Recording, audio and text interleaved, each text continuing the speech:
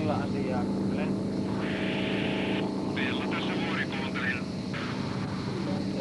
Hekoja tulossa, turkkilaisia, yli vuoren suuntana Bogats, kappaleita 20. Kuuntelen.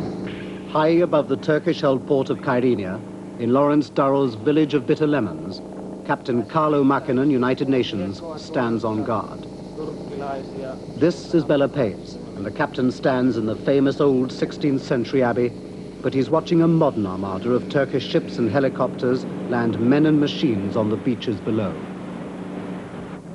In his care, he holds the lives of some 1,500 Greek Cypriot refugees who fled Kyrenia in the face of the Turkish landings. They are now surrounded by Turkish soldiers and cannot leave the village. They've been here since the landings 9 days ago, without electricity and facing shortages. We are extremely short of baby milk and baby food. We are extremely short.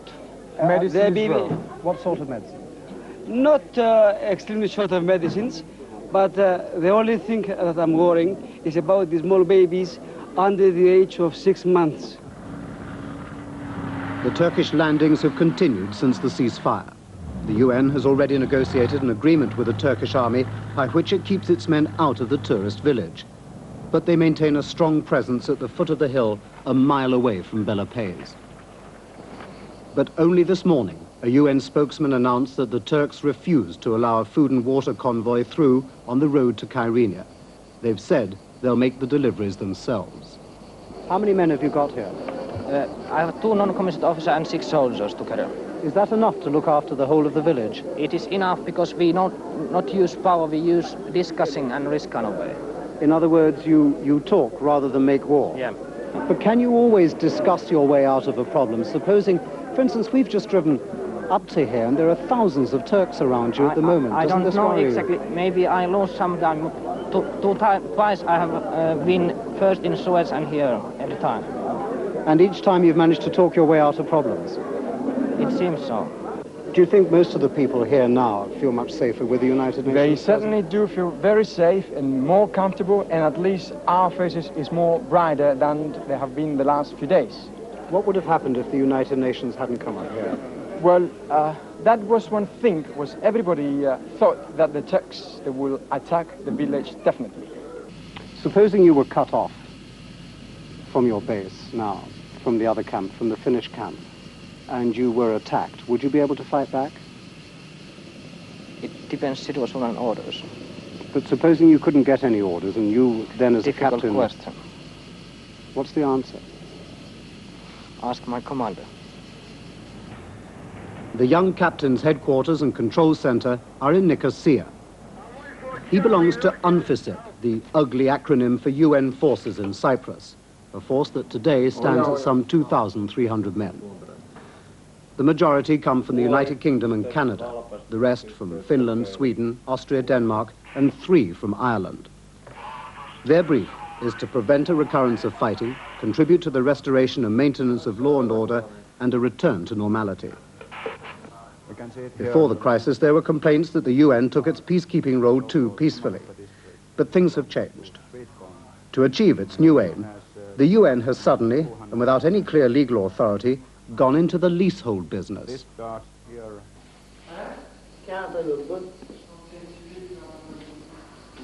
The now shuttered Lydra Palace Hotel is UN-held property. The familiar blue and white flag of the UN has replaced the blue and white flag of the National Guard, which in turn replaced the commercial ownership of the most famous hotel in Nicosia. The second piece of leasehold acquired by the United Nations last week was Nicosia Airport. Turkish air attacks and furious firefights between opposing forces left the airport inoperative. Rocket attacks pocked the main runway and shot out the landing lights. A tentative ceasefire was negotiated, after which UN troops were quickly brought into the main building. That ceasefire hangs by a thread on Wednesday afternoon as General Prem Chand, UN force commander, takes the world's press on a conducted tour. Everyone is aware that Turkish tanks have now drawn to within 500 meters of the tarmac. General, would you say that the airport is now the single most contested piece of real estate on Cyprus? I don't think I could say that, but I'd say it's a very sensitive, important area. And the purpose of your bringing us out here is what? To show you that we have got control over it, because there have been some reports which doubted this. General, do you intend to hold on to the airport at all costs if there is an attempt to take it? Well, we'll certainly try to hold it as long as we can. But even as that relaxed and official tour came to an end, for us anyway, at about 5 p.m. on Wednesday, the real drama was only just beginning. The UN had decided to make a do-or-die stand here at Nicosia Airport, partly in order to save its waning authority on Cyprus, an authority eroded by Turkish ceasefire violations. All afternoon and evening, Turkish armor had been spotted moving closer towards the airport. But the trouble was, only about 250 Canadian and Finnish troops were on guard at the airport, and they had precious little hardware. Then suddenly, at about 7 p.m. on Wednesday, the UN's worst fears for the safety of Nicosia Airport were realized with a telephone call that very nearly led to open war between Turkey and the United Nations. The call was made by Asaf İnhan, Turkey's ambassador to Cyprus, to General Chand at UN headquarters. The ambassador informed the general that Turkey intended to attack and occupy the airport that night. Even as he spoke, Turkish radio reports were being monitored, claiming the airport was already in Turkish hands. General Chand and his tiny political staff knew what effect this would have on the UN presence in Cyprus. Also, a UN collapse in Nicosia would do nothing for UN authority in the Middle East either. So Chand immediately contacted Dr. Kurt Waldheim, UN Secretary General in New York, warning him of the Turkish threat. Dr. Waldheim, in turn, contacted the heads of various nations, including Prime Minister Harold Wilson, who in turn telephoned Ankara and got in touch directly with the Turkish Prime Minister, Mr. Ecevit. At about the same time, Whitehall committed an unprecedented amount of weaponry to the United Nations in Cyprus. 12 Phantoms were flown in that night to the RAF base in Akrotiri, the first time in the history of the United Nations that it's been supplied with such an airstrike force. By dawn, 8 British Saladin armored cars with a big 76mm gun, 11 Ferret armored cars and scout cars were rushed to the airport. On most vehicles, the Union Jacks had been roughly torn off, and UN signs daubed like graffiti on the sides. When we get there, we'll set up OPs. The orders are not to get involved whatsoever. Okay, we'll report back to squadron headquarters. The small Canadian-Finnish detachment guarding the airport was replaced by a strong British UN force of 300 men from the crack 16th 5th Lancers and the Coldstream Guards. Right, let's march. Meanwhile, the calls from Washington and London to Mr. Ecevit continued. One inference made to the Turkish Prime Minister was that British public opinion might find it very difficult to accept an attack on British UN troops at the airport, and he was left in no doubt that attacking the airport would be declaring war on the United Nations. Hello, Zero, this is Zero Alpha. The Turkish M48 is still observing to the east and is stationary. Over. Zero, roger. Keep observing and inform me of progress. Out. All night and early morning, Turkish forces hesitated. And as more British UN troops arrived at the airport, it was clear that the United Nations counter-threat had worked. It was the night, as one diplomat put it, that the UN grew its teeth in Cyprus.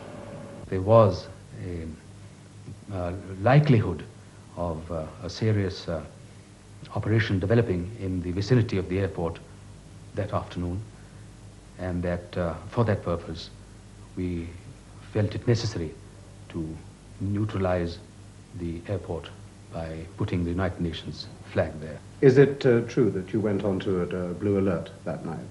Oh, we've been on a blue alert all the way, and I should say I don't think it could be more blue. Would you say that the role of the UN changed somewhat on Wednesday evening, that instead of being in a position where you could only fire to defend yourselves, you were in a position to retaliate against any attack on the airport? It wouldn't be a retaliation, it would again be defend, because my orders are quite clear. We never fire at anybody except to defend ourselves, in self-defense that is. And we were holding this, and if anybody fired at us, and it became necessary in self-defense to fire back, we would have done that. Yes, sir, but the Phantoms and the Saladins are not just defensive weapons, are they? Reasonably aggressive weapons as well. I would rather not talk about the Phantoms. The Saladins are there, but only to be used in self-defense. Nevertheless, a British Phantom pilot now sits on the roof of the airport.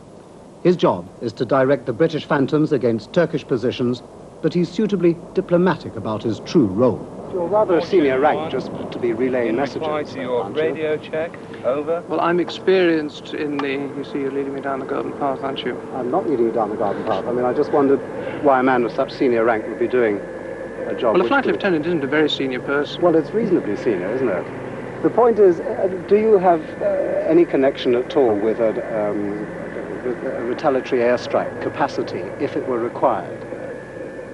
Beyond the fact that I'm a pilot of Phantom aircraft, no. But presumably, if we were to have a scenario in which the Phantoms at Akrotiri were to be used, your role here would be a helpful one. I'd certainly be of some assistance to them, I imagine, if I received instructions to that effect. Yes. At the moment, I'm simply observing and reporting. But you would be the right man in the right place at the right time, were that to happen? Yes, I imagine that's so. Hello, 1-4, this is 9-4. Can you please make a strong, immediate protest about an incident happening in the village of Ias Amaleus? You remember we asked for permission to send in an escort with an ambulance to get out 2 casualties. The escort went in with the ambulance. There was some time taken to get them out, and they are now under fire, in spite of the fact that we asked special permission to get them out from the Turks. Over. But down in the airport manager's former office, Colonel Richard Morris, the officer in charge of UN troops at Nicosia Airport, describes the UN role without any hesitation. Colonel, what happens if the Turks attack this airport? We shoot back. It's a United Nations airport, and if they attack, attempt to take it over, or if anyone attempts to take it out of our hands, we shoot to stop them. So you're not simply here in a self-defense role? No. If they try and get in, we are entitled to shoot to stop them, not for our own self-defense. This is a change in United Nations role, isn't it? Yes. It is absolutely vital for the peace in this part of the world that we maintain this airport for the United Nations. We have promised that we will. And so for the first time, if tanks or infantry or anything tries to take over this bit of United Nations property, I'm entitled to use my armoured car guns, the big guns, to shoot back at them. Do you also have an airstrike capacity here? Yes, we do. Whether I actually get it at once, I'm not sure, but I actually have it on call at any time. And what does that involve? I'm not really sure. I don't think I'm entitled really to say, I'm afraid. Certainly Phantom aircraft, but further than that, I don't know. Looks like the Turks are having a go. Yes, they're shelling that village over there. Lieutenant Charles Winstanley takes a British UN patrol on the road from Nicosia north to Kyrenia. Quite a bit of shell fire coming in from the west of our position, and it looks as if the Turkish tanks are advancing. Over. His unit has heard that the Turks have begun to push west of Kyrenia in defiance of the ceasefire agreement. They probably want to control the second of the 3 major roads from Kyrenia to Nicosia, the West Road.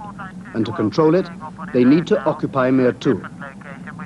Once again, the UN is going to observe and report, and most important of all, sit between Turk and Greek Cypriot in a buffer zone while renegotiating a local truce.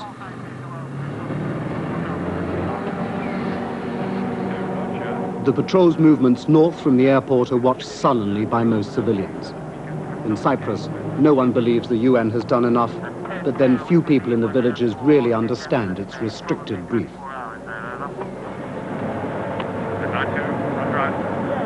The roads are blocked with a lot of refugees who are fleeing from the battlefront.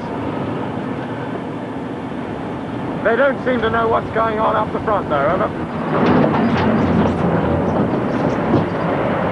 Some 10 miles from Mirtu, the patrol hits the refugees going the other way, the inevitable signal that the battle is nearing Mirtu. There's an encampment over in the woods over there. I want to go over and have a word. Just pull over here, right in underneath the trees. out that way. Yes, I know. That's I know, but it's... The patrol reaches the outskirts of Mirtu and spots a camp in some woods where Greek Cypriot irregulars are dug in, waiting to defend. I'm just going to mosey over and ask a few questions. Good morning. Do you speak English? Yes. Right. Are you National Guard here? Yes. You are. You know there's some Turks coming in over the top? Yeah. Are you going to stay and fight? Go to the tanks? Yes. You're going to fight the tanks? No. Here. They've taken Larnaca. Yes. Yes. And they've got all the way down there. And they're coming through. Here is Mirt. Yep. Go to the...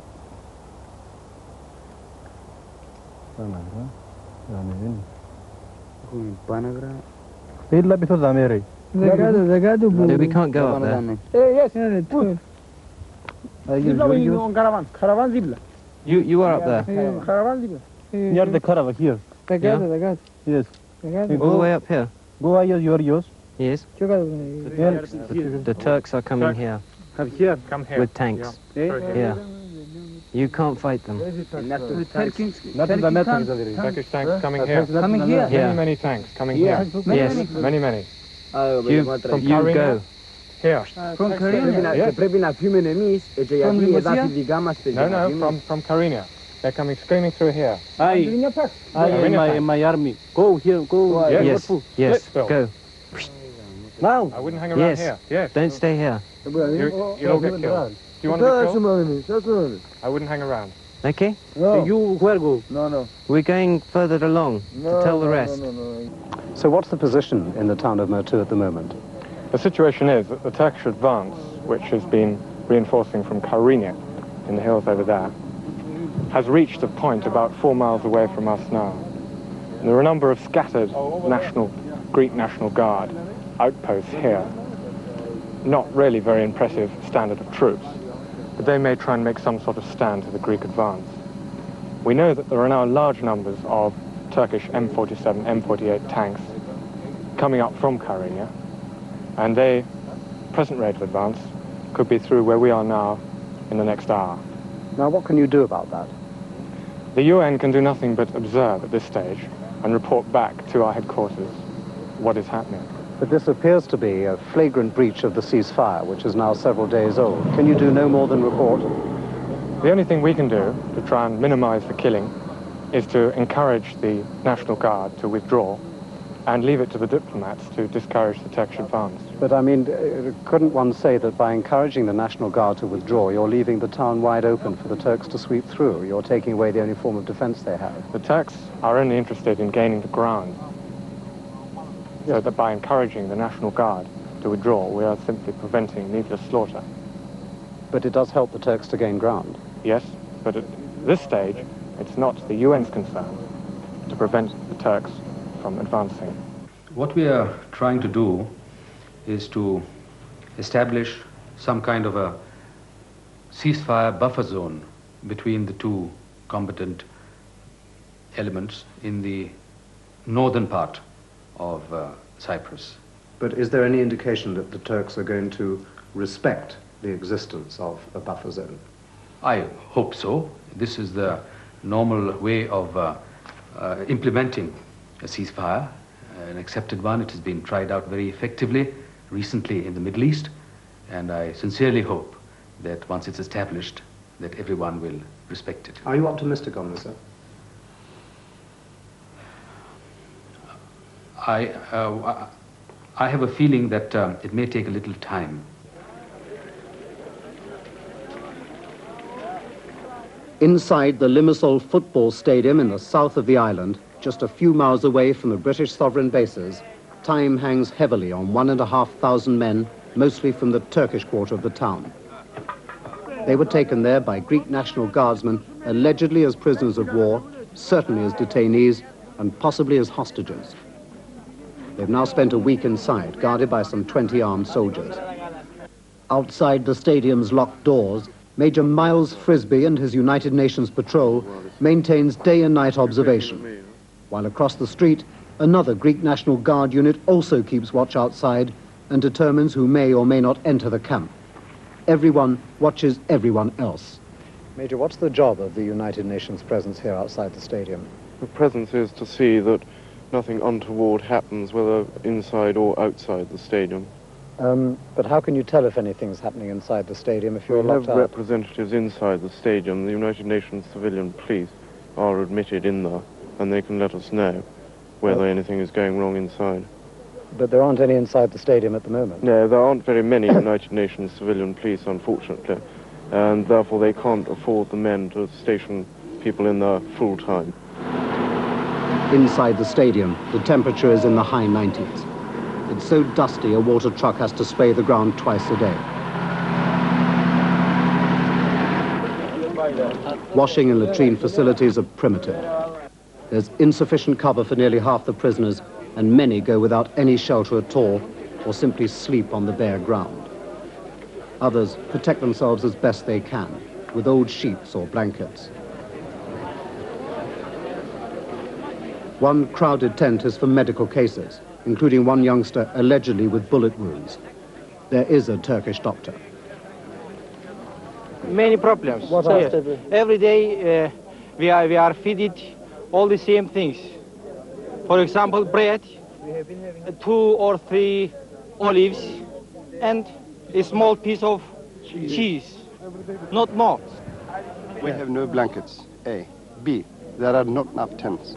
We are here now, 1,753, plus 6 men more arrived today. And since the day which we have been arrested here, only we have been served cheese, bread.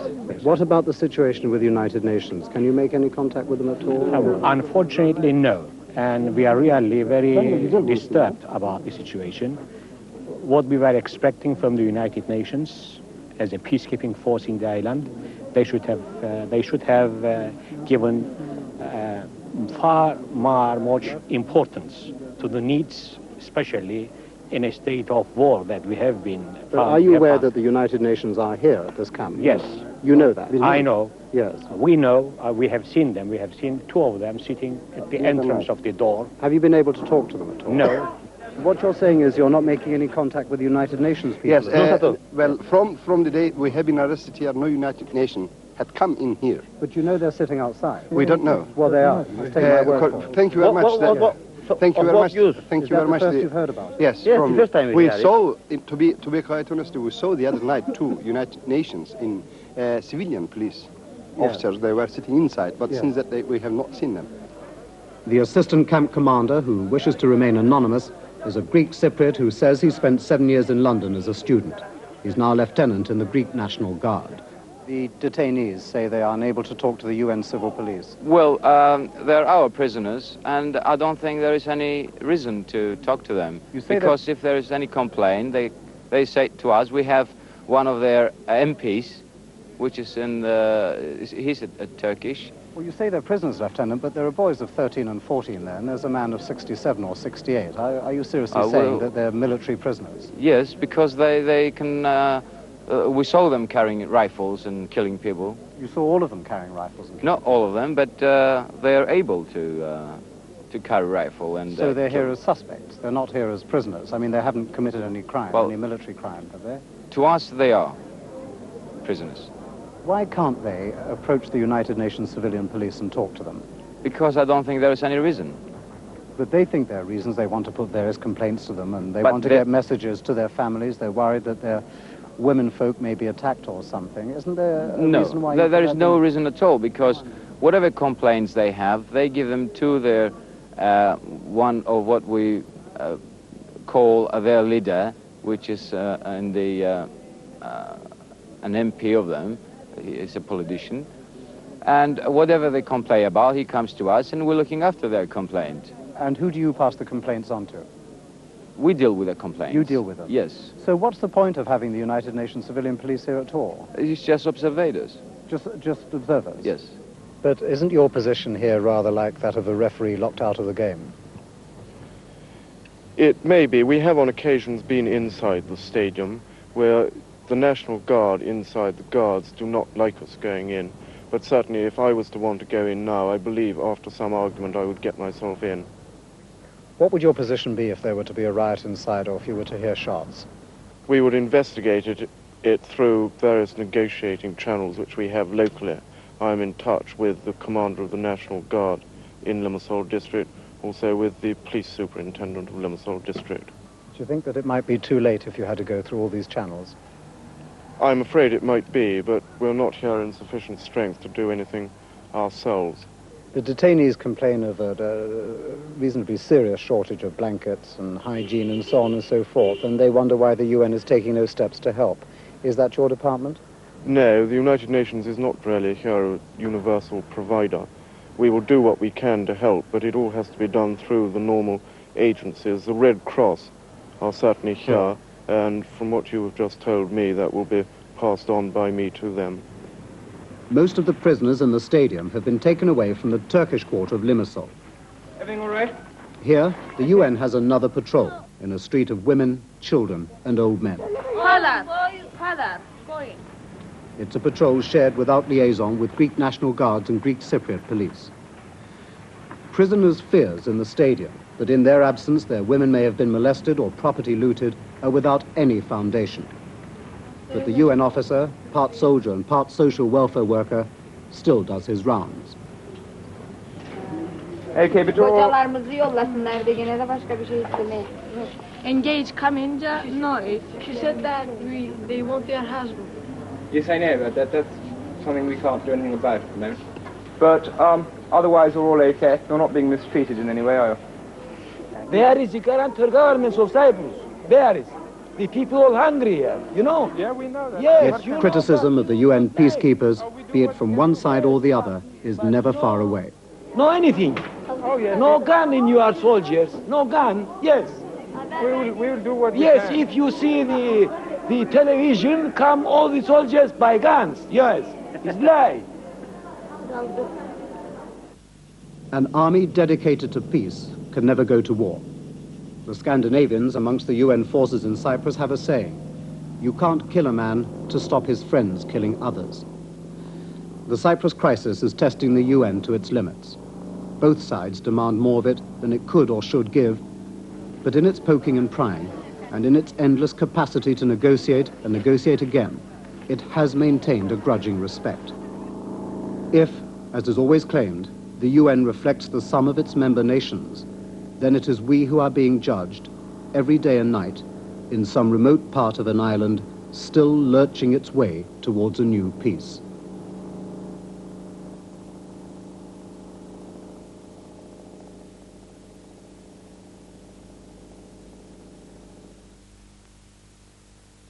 Any students through clearing, the system which places students without the grades to get into their first choice. Our education correspondent